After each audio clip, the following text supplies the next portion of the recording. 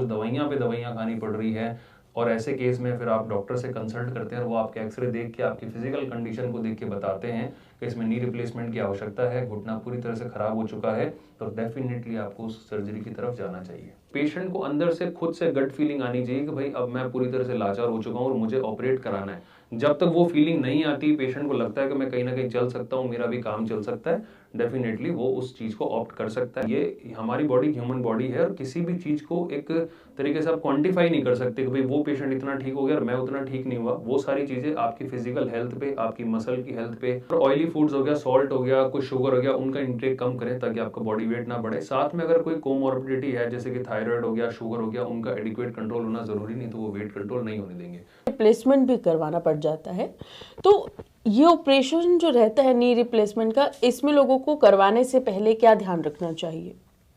देखिए knee replacement अभी आपने बोला ना, देखिए नी रिप्लेसमेंट की जरूरत पड़ती कब है? सबसे इंपॉर्टेंट बात ये, नी रिप्लेसमेंट की जरूरत जब पड़ती है जब आपके नी का आर्थराइटिस बिल्कुल लास्ट स्टेज में हो जाए। नी का आर्थराइटिस का मतलब जैसे नी का पेन होना, घुटने का घिस जाना, जिसे हम सरल भाषा में समझे। जब नी का आर्थराइटिस 1 2 3 फोर्थ स्टेज में हो जाता है, पेशेंट को चलने में दिक्कत होती है, उसके पैरों का टेढ़ापन होने लग जाता है, हर समय दर्द रहता है,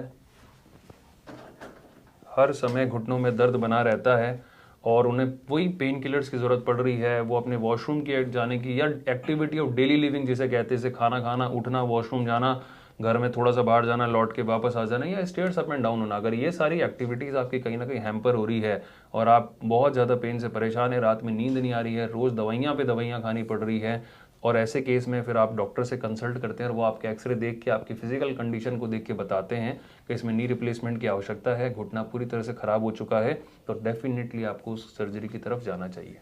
लेकिन डॉक्टर साहब, कुछ लोग ऐसे भी होते हैं जो नी रिप्लेसमेंट जिन्हें आवश्यकता है कि उन्होंने करवानी है, लेकिन वो करवाना नहीं चाहते, तो ऐसे में वो किस तरीके से अपना बचाव कर सकते हैं? देखिए बिल्कुल सही बात है। देखिए नी रिप्लेसमेंट की जो प्रॉब्लम है, या मतलब नी रिप्लेसमेंट के बारे में डिस्कस करें तो ये कोई इमरजेंसी सर्जरी नहीं है। आज आपको नी आर्थराइटिस हो गया, डॉक्टर ने बोल दिया कि नी रिप्लेसमेंट कराना है और कल के कल जाके आपको सर्जरी करानी है, ऐसा कभी नहीं होता, होता ही नहीं, ऐसा पॉसिबल ही नहीं है।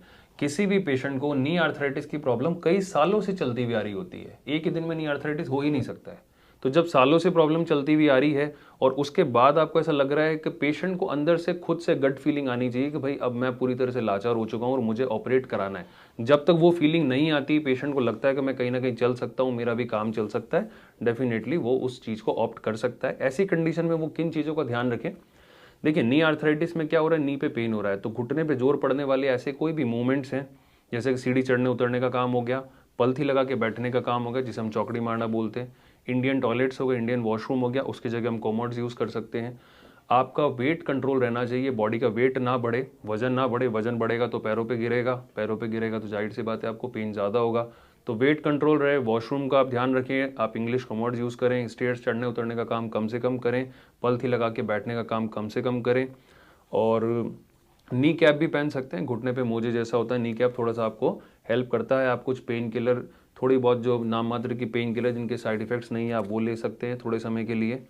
कुछ इसमें कार्टिलेज की नरिशमेंट की मेडिसिन होती हैं, वो आप ले सकते हैं। थोड़ा बहुत जो नी का कार्टिलेज बचा हुआ है, वो जितना भी बचा है, जितने दिन भी उससे आपके कट सकें, और बस इतनी चीज़ें। और ऑयली फूड्स हो गया, सॉल्ट हो गया, कुछ शुगर हो गया, उनका इंटेक कम करें ताकि आपका बॉडी वेट ना बढ़े। साथ में अगर कोई कोमॉर्बिडिटी है जैसे कि थायराइड हो गया, शुगर हो गया, उनका एडिक्वेट कंट्रोल होना ज़रूरी, नहीं तो वो वेट कंट्रोल नहीं होने देंगे।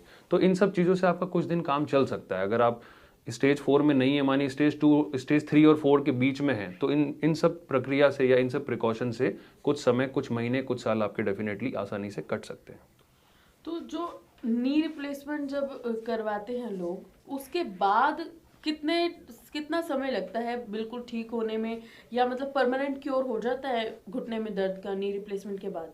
देखिए परमानेंट क्योर की बात रही या समय की बात रही, यूजुअली नी रिप्लेसमेंट के बाद यूजुअली 2 to 3 मंथ्स लगते हैं पेशेंट को वापस अपनी सारी एक्टिविटीज़ में रिटर्न बैक आने के अंदर। और रही बात उस समय की, तो वो समय कोई पर्टिकुलर नहीं है, क्योंकि पेशेंट टू पेशेंट वेरी कर सकता है वो टाइम भी। बट 2-3 महीने के अंदर आप अपने सारे लगभग पहले के जो काम थे, यानी कि स्टेयर्स अप एंड डाउन करना, मार्केट में जाना, अपने घर में घूमना, अपना वॉशरूम वगैरह इजीली जाना, किचन में खड़े रह के काम करना, ये सारे काम आप 2 से 3 महीने में बड़े आसानी से कर सकते हैं। सेकंड चीज़ आपने पूछी कि इससे कितना कितना ठीक हो सकते हैं, तो देखिए ये हमारी बॉडी ह्यूमन बॉडी है और किसी भी चीज़ को एक तरीके से आप क्वांटिफाई नहीं कर सकते कि भाई वो पेशेंट इतना ठीक हो गया और मैं उतना ठीक नहीं हुआ। वो सारी चीज़ें आपकी फिजिकल हेल्थ पे, आपकी मसल की हेल्थ पे, आपकी बॉडी में कोई कोमॉर्बिडिटी तो नहीं है पहले से, जैसे मसल्स वीक तो नहीं है, कोई बैक पेन तो नहीं होता है जिसका दर्द पैरों में जाता है, आपकी बॉडी ओबीज तो नहीं है पहले से, कोई शुगर, बीपी, थायराइड और कुछ समस्या तो नहीं, तो वो उन चीज़ों पे भी डिपेंड करता है नी रिप्लेसमेंट की success. And last cheese, knee replacement के बाद आपको एक्सरसाइज करना बहुत आवश्यक है। वो एक्सरसाइज शुरू में लोग कुछ दिन करते हैं, बाद में नहीं करते, ऐसा नहीं करना है। जो एक्सरसाइज आपको डॉक्टर बताते हैं रिप्लेसमेंट सर्जरी के बाद, वो आपको लगभग रिप्लेसमेंट कराने के बाद लाइफ टाइम करनी पड़ती है, ताकि आपकी मसल्स की स्ट्रेंथ बनी रहे और आपके जो भी इसमें आर्टिफिशियल इम्प्लांट्स डाले हुए उनकी लाइफ मैक्सिमम से मैक्सिमम बनी रहे।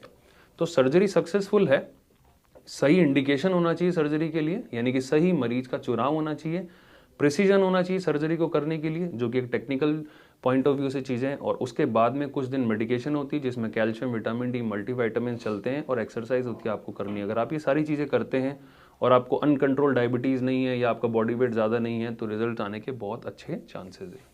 Thank you so much sir. तो ये थे हमारे साथ डॉक्टर रजत टाक, और अगर आपका कोई भी सवाल है तो कमेंट सेक्शन में जरूर लिख दीजिएगा। और ऐसे ही अपडेट्स को जानने के लिए देखते रहिए सेहत तहलका। बहुत बहुत शुक्रिया।